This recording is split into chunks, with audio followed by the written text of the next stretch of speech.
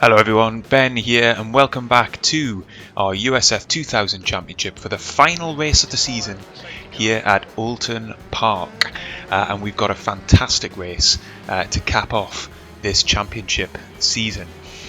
We have qualified well. We're up in 4th position with only Cabo, Storch and Van Beek up ahead of us. The strength of field is slightly lower than we've seen in previous rounds of the championship, but we've got a very full grid of 17 cars, and so I'm really looking here at potentially snatching a podium finish in our final race of the season. We're coming round now to end the formation lap, trying to just keep well clear of other cars so that we don't see any incidents before the race gets underway. We're going to be on the outside of T1 and that's going to make life slightly difficult, but the green lights are flashing, so we are underway for this final round of the championship. We take a little look right just to make sure we've got nobody on our inside, but we're going to stick to the outside line and pick up the racing line when we come to the exit of the corner, but we've already lost a spot. Barrett there getting down our inside. A couple of the cars up ahead weaving to try and get track position. We've now got Sharon down our inside. We're going to stick nice and wide because I don't want to make any contact with him, and he has squeezed past us as well, so not a good first couple of corners. We've dropped from 4th down to 6th position as we come through the very fast left-hander into the hairpin for the first time. Where we're just trying to not light up the tyres as they're still not up to temperature. We had a little look on the exit to try and get alongside Sean, but we just didn't have the pace. We're going to take it nice and easy into the first chicane for the first time, and we're just about half a second down now on the pack up ahead. So not a great start. I said at the beginning of the race I was half fancying a podium finish here, but we've actually lost positions on this opening lap so far. But all is not lost. The pace across the front 6 really was relatively close in practice and qualifying, so I haven't lost touch with anybody. As you can see, I'm really squeezing up now on the rear wing. There's going to be no way past through these two fast right-handers, but if I can get a run into the final corner, then I might be able to get one of these positions back. It's not looking as if I'm going to be close enough. We get on the brakes, but actually we get on a little bit too late. We lock up, and that is going to compromise our exit through the corner, and look at that, we've had to run out onto the grass and we lose another spot, this time to Akvich, so we're down in the 7th position. And this time we have lost a bit of touch with the pack up ahead, and our tyres are still dirty off because of that off-track excursion. So a really poor opening lap. Here's a little look back at how all of that played out then. You can see we keep a nice wide line into the first corner. In fairness, we lose a position to some good driving to the driver up ahead, and then we're going to go side by side. There's an incident behind us. We'll come back and take a closer look at that in just a moment. But nice and clean overtake on us from Sharon there as well as we drop down into 6th position. We try and stick with him, remain in his draft into the hairpin. Maybe he'll outbrake himself. We'll have a chance to come down the inside. He does lock up the brakes, but not sufficiently to put him offline. Here then is the incident that played out just behind us on track. You can see there further down the field 2 cars coming together, and that will basically ruin both of their races as they just couldn't get separated there. We flashed then to the end of the first lap, and here's where we make our final mistake of the lap. We just lock up the brakes, and from that point onwards we can't get the car slowed down. I have to get off the brake pedal, otherwise it would have been a much bigger incident, and Akvich squeezes past. So we rejoin the action then just a little bit later on that lap, and I'm trying to close back up to Akvich and Sharon up ahead. The gap at the minute is about 1.5 seconds to Akvich and about 2.3 seconds to Sharon. Barretta is just a little bit further up the road in 4th position. We managed to keep it nice and tidy, although it's still a little bit difficult to get on the gas. We've got a back marker off to the left hand side, that's Stenbakken, so we managed to pass him without too much difficulty. But look at the pop-up camera up ahead. This is Sharon's on board, and he's run wide into the corners just up ahead. He's up on the grass. Is he going to keep it under control? There he is, crossing the track, and we just about squeezed past him. So he's now down into 7th place. That promotes us up into 6th place, and we've managed to get one of those positions back on the very next lap. We just hold it through the final corner, and I can now concentrate on closing up to Akvich's rear wing. He there is looking like he's trying to break the toe. He comes over to the right hand side of the track, which is a little bit unusual, and he has a difficult journey through that opening corner, which has allowed us to close in a little bit more. He's now just about 0.6 seconds ahead of us. We struggled to get into the apex there, but we just about managed to do it. Again, he's weaving across the track. We try to follow him to sort of remain in his draft. But if you notice over the next sort of lap or so, this is a bit of a feature of Akvich's driving, which, to be honest with you, I'm not sure it's entirely fair. Now he might be struggling with some steering or control issues. I don't know, but he is moving around a lot, and that is quite distracting. And I'm not really sure it's all that sportsmanlike. We're very, very close to him here, though, on the rear wing. We come to the inside. He is just about leaving us a car's width, but it's just too tight into this chicane, into the apex.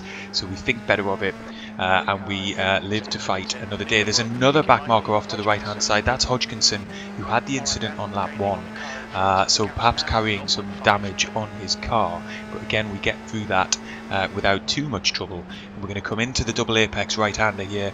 We're not going to be close enough, it seems, to mount an attack on Akvich. Again there, look at that, he's pulled to the right-hand side of the track. I mean, maybe he is just being really cautious about having a toe back to us, but it is unusual. It's a strange line for him to be taking. We come across then the start-finish line, and he's going to do the same again. He veers to the right-hand side. So I'm just trying to ignore this at the moment and not be too distracted by it.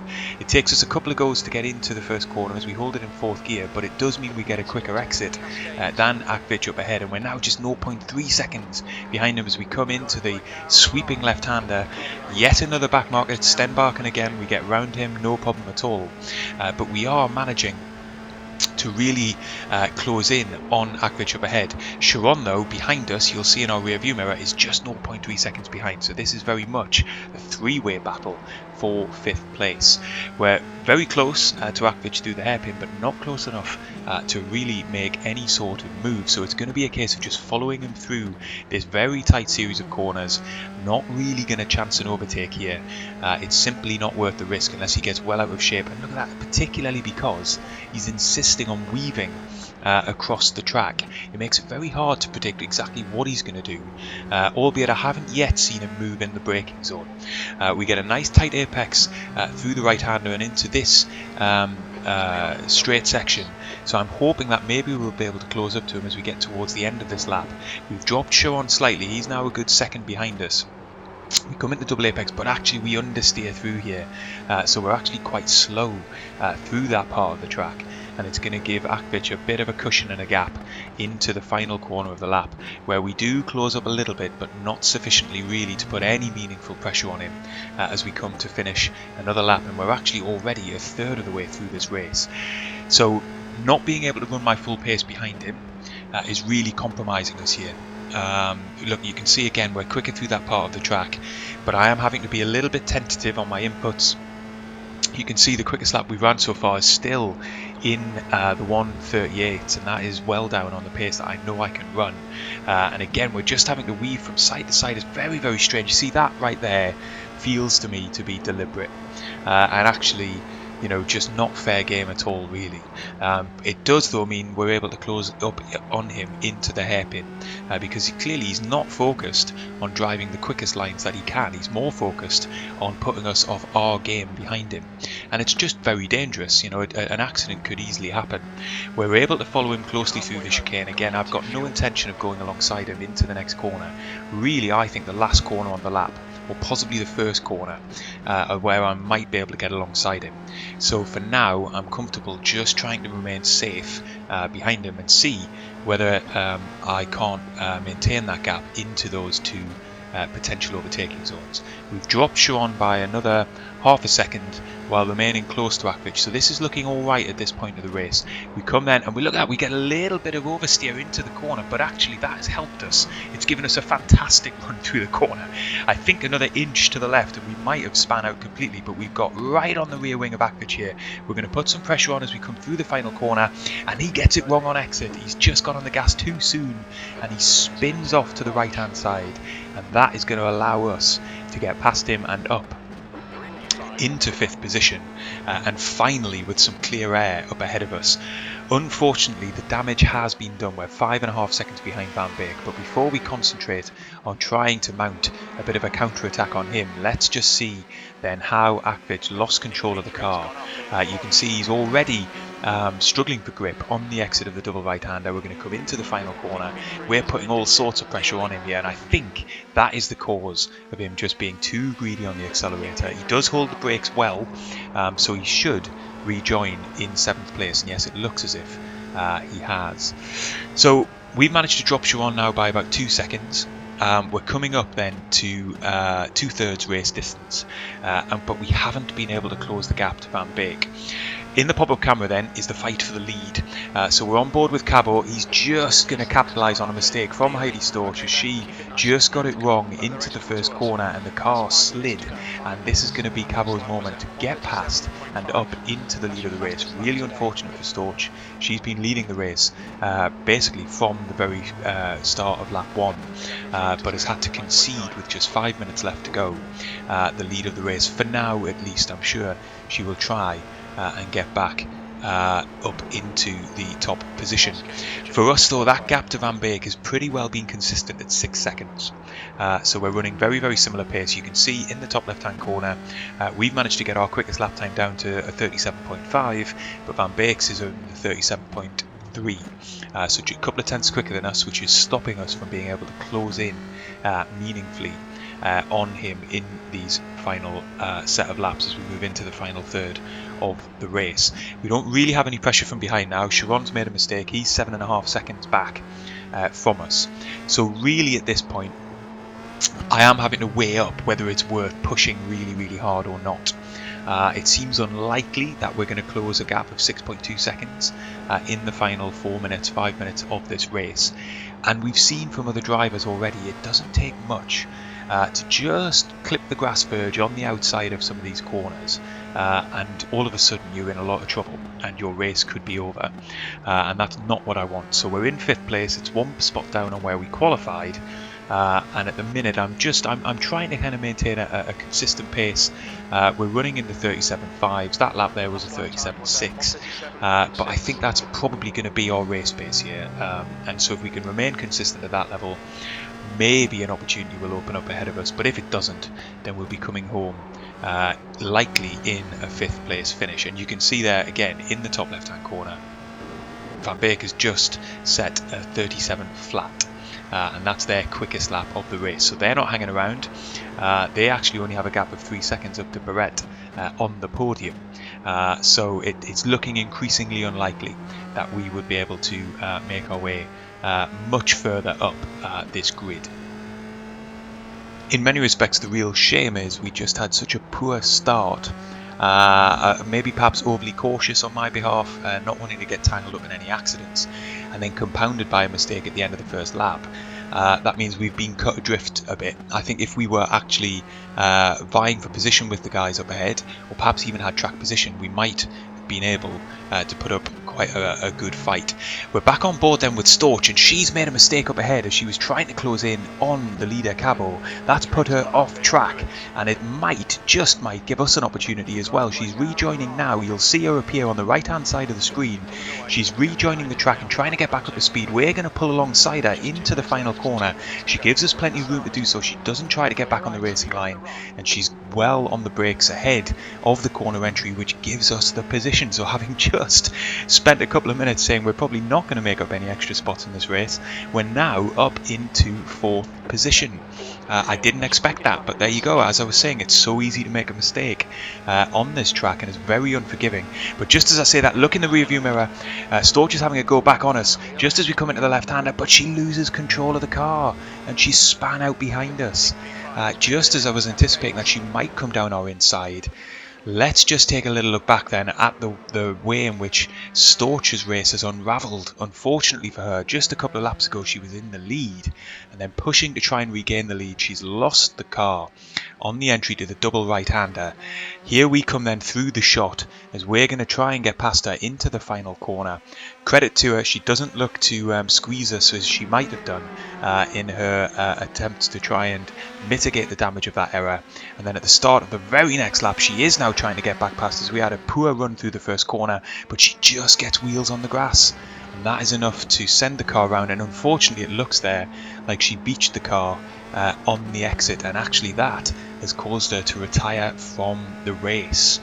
So a disastrous end to what had been a very good race for Heidi Storch up until that point. We rejoin them with just about a lap and a half of this race left to go. We're up into 4th place, which is back to where we started the race, which just goes to show you should never give up, despite a very poor first lap for us.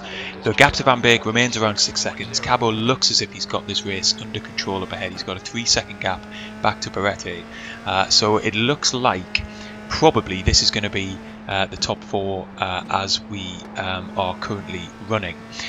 We come around then the first corner for the final time, and we're looking really just to kind of keep it neat and tidy here. The gap back to Sharon remains around 12 seconds, so we don't need to make any mistakes at this point. We just have to bring the car home. You can see Van Beek's car, the red car, just up ahead as we come through some of these sections, but with the best will in the world, even though we've brought the gap down slightly to around sort of 5.8 seconds, as he's had a couple of slower laps over the last few times around the circuit. It's very unlikely that we're going to be able to challenge him on track at this point. So bring the car home. Nice result in 4th place. That will do us for our championship hopes, and a nice way to round out the season. But just as I'm saying that, once again we cut to Van Beek up ahead, and he's come and put his tyres on the grass on the outside, and that has led to a last lap spin on the right hand side. Then he's just looking to rejoin. You'll see him in our rear view mirror, and we get passed up into 3rd place. So we've gone from what looked like a fairly hopeless tour around in 5th place for the remaining third of this race, and quite unexpectedly we've capitalised on 2 mistakes from the front runners, and we find ourselves in that podium position that I said I wanted at the beginning of the race. And we just now need to just tiptoe around this final corner. There's no way Van Beek's going to be able to get back alongside us, and we come across the start finish line for an improbable 3rd position. Certainly improbable after that first lap that we had. Here's then a little look back at the mistake that gifted us that 3rd position. Van Beek just running too wide on the entry to the right-hander. He's got to be slow rejoining because he doesn't want to light the tyres up. We go past then to take 3rd position and round into the final set of corners we come, and over the line to take a podium finish. Fantastic. And all of that means we come home in 18th position in the championship. Of 786 drivers that have taken part in the USF 2000 championship at least once this season, we are in the top 20, and I'm really happy with that, given we started just 4 rounds into the championship. So there we go, the end of the season. I've really enjoyed racing in this USF 2000 championship. I'm not yet sure what I'm going to race in next season. The schedules come out next week. I'm looking forward to seeing what we might hop into. There is a chance we will look to run the USF Championship again, but I've also got my eye perhaps on the Indy Pro 2000, maybe the F3 Championship, possibly the Radical Challenge. It all depends on what the seasons look like. But thanks everybody who's watched an episode of this championship season. I hope you've enjoyed it. If you have, leave a like, subscribe to the channel, and I will see you next time.